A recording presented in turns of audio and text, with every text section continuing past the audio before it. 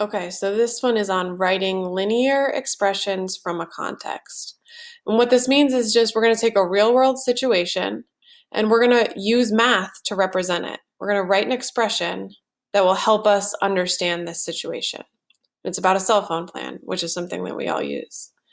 So Skylar has a smartphone data plan that costs $50 per month that includes 7 gigabytes of data, but will charge an extra $30 per gigabyte over the included amount. How much would Skylar have to pay in a month where she used 5 gigabytes over the limit? How much would Skylar have to pay in a month where she went over by X gigabytes? That's worded weird, sorry. All right, so when I like to think about a word problem like this, I start by looking at what is the important information here. So it's important to note that her plan costs $50 per month.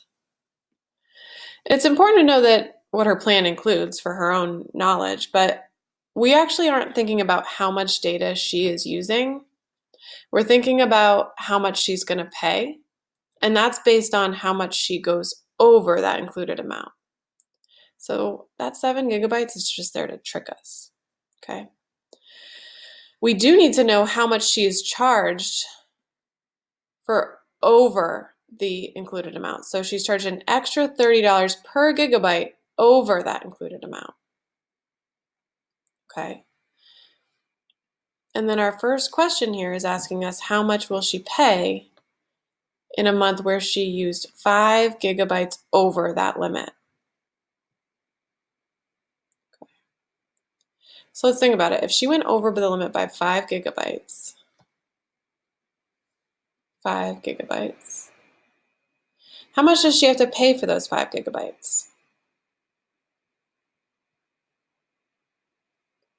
Well, those are gigabytes that she went over her limit on. So for each of them, she has to pay an extra $30 per gigabyte. So every one of those.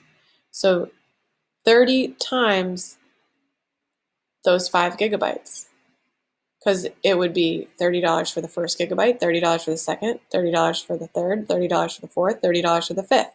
So that's like saying 30 5 times. What's that going to be? 35 times is 150. Yikes, it's getting expensive already. That's not even all she has to pay, is it? What else does she have to pay? She has to pay the original cost of the plan. The original cost of the plan is $50 a month for those original 7 gigs. So she also has to pay that $50. Man. So her $200 for the 5 gigs over.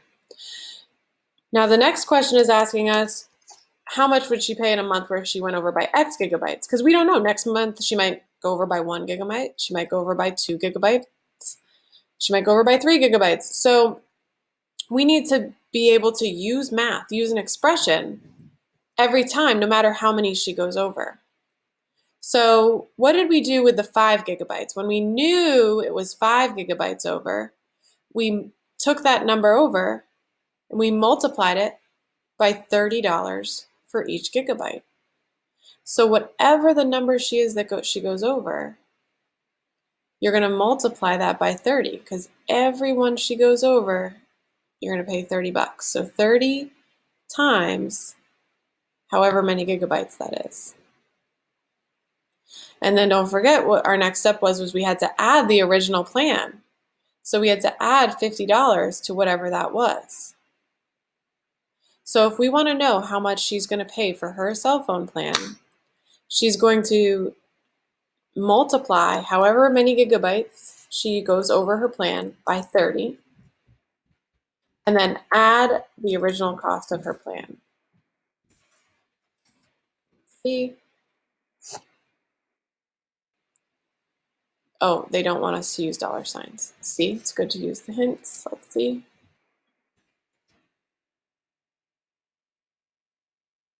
There we go. An expression to represent the context.